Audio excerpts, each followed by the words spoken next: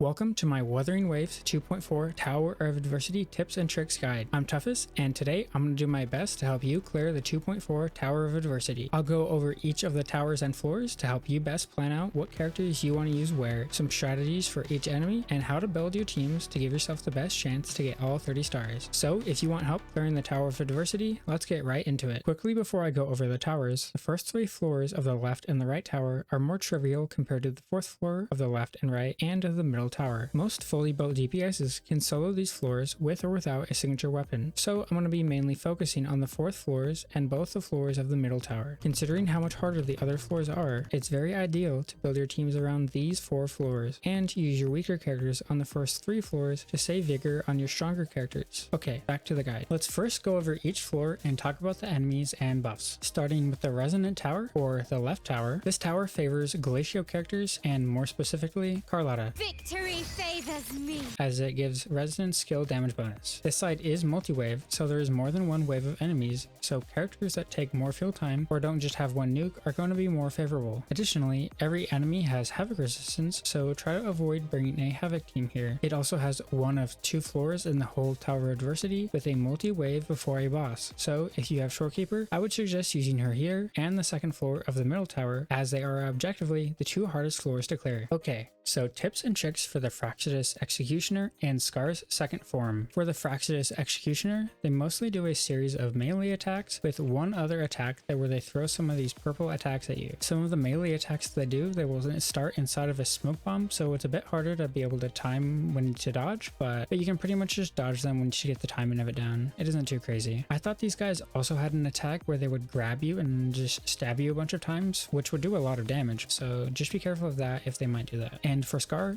he has a bunch of different slashing attacks with his weapon that are pretty obvious, so we just need to get the dodge timing down. He also has a main attack where he slams the ground and a bunch of lines on the ground appear that has a second attack. If you look closely at the lines, they will draw out from the middle, and when they reach the edge, there will be another explosion that will knock you back. A lot of his slashing attacks have a purple smoky effect on them, but there is another attack where he does a slash and it leaves a little more smoke than usual behind. And you know it's this since it will have some of his playing cards in it. This also has a second explosion, and once you dodge, the smoke doesn't go away right away, but don't worry, once you dodge, it won't do anything else. And finally, there are some other attacks that he'll do where he'll just jump at you and it'll kind of like adjust your camera angle, but another thing that's pretty obvious that you can dodge. And another note for when he does that slam attack where it draws the lines on the ground, I think if you're too close to him after the second explosion, he'll also do another hand slam on the ground, but if you're a little bit far, I don't think he'll do it, and even if you are close, once he does that extra slam, the move will be done. Onto the Echoing Tower, or the right tower. It is full of single wave enemies with the Sentry Construct as the final boss on the fourth floor. The tower is favored towards fusion, with no particular fusion character, as performing an intro skill will deal a bunch of fusion damage, so it isn't really limited to a certain character. Just by using your intro skill, you will get some free extra damage. This will be the easiest tower because of this, so try to use your weakest team here, even if they aren't fusion. Just don't burn any Glacio, since all of the enemies have Glacio resistance. Okay, so tips for the Sentry Construct. In the Tower of Adversity, the Sentry Construct will instantly leap into the air and stay there for around 20 seconds.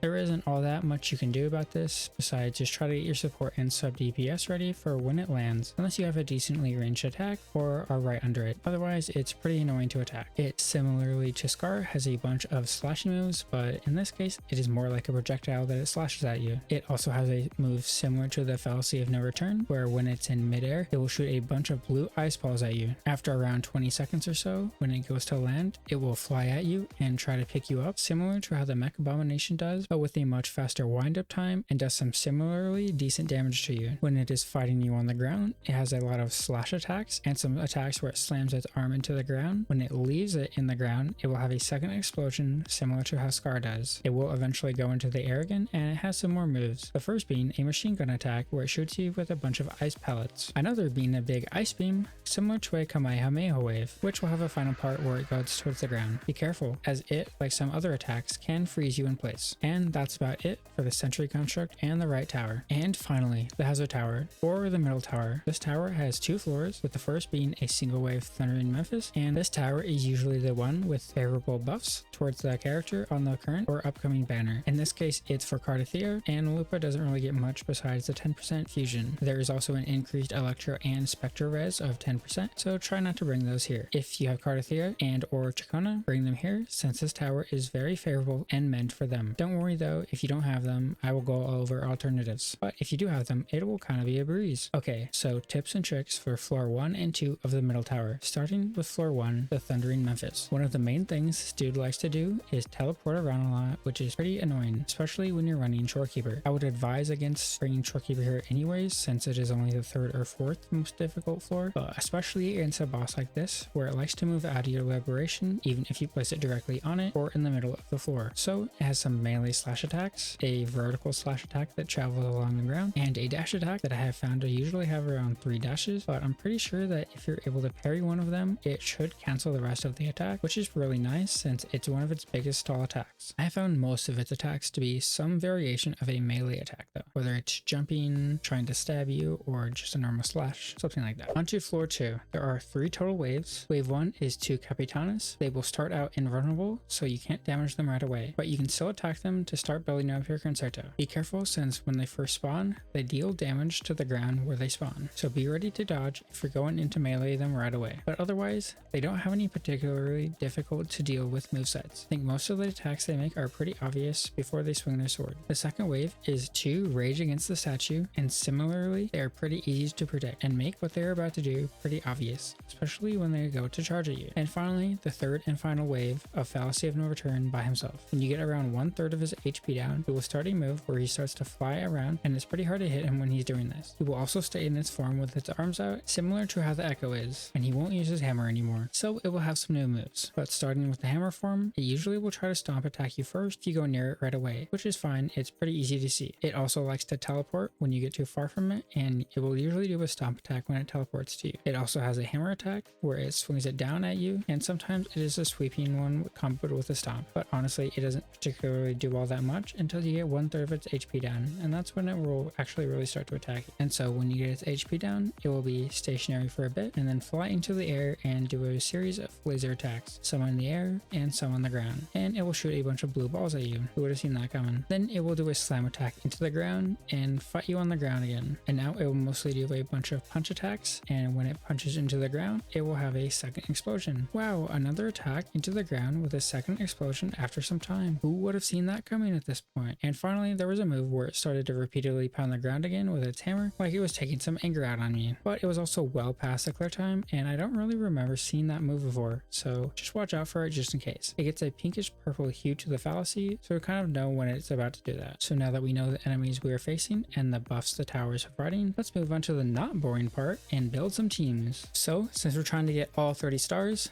I will be building teams according to that, and also assuming that the middle tower floor 2 is the hardest. Left tower floor 4 is the second hardest, and the middle tower floor 1 and right tower floor 4 difficulty depends on which characters you have, so they are interchangeably difficult. Because of this, I will also assume you will want to bring Shorekeeper on the 2 hardest floors and Verena on the next 2 hardest floors. Verena is basically free, so I will assume that you have her, and Shorekeeper has ran twice and was recently added to the starter banner for new players, so hopefully you have her too. You can obviously clear without her, but it makes it a lot easier. Starting with the left tower, we have 2 enemies before Scar. Carlotta, Judgy, and Shorekeeper are going to be the ideal setup here. This is also one of the strongest in the game, so if you don't have Cardathea, you might want to consider using them on the middle tower instead. Glacio is favored, and Spectro and Havoc aren't favored, leaving Arrow, Electro, and Fusion. Fusion is favorable on the right tower, so you'll probably want to use that there. And finally, leaving Arrow and Electro. If you have Cardathea, I would just stick to the middle tower. If you have Gion, it wouldn't be too bad honestly, since you can keep the Fraxidus Executioner staggered during his liberation, and you can hopefully take them down at the same time. He is an AoE character, so not quite ideal, but you can definitely do it if you had to. Zhang Liao wouldn't be too bad, as long as you're able to keep the Fraxidus Executioners close enough together to do some AoE damage, but this will probably take some resets, as Zhang Liao is more single target oriented. Though he does have some slight AoE with his attacks, he isn't an AoE character, but he'll definitely make up for it against Scar, since he'll be pretty good against that. Kalcharo is even more single target oriented, so much less ideal here. He is honestly the only character I haven't been able to play, so forgive me for not being able to say much about him. Chisa is also single target focused, so heavily not ideal here. Ling Yang is of course an option, but is also single target oriented, so he will suffer against the Fractious Executioners, though the Glacio and Resonant Skill damage buffs should help him out a little bit. And finally, Changli and Brant are also great options here,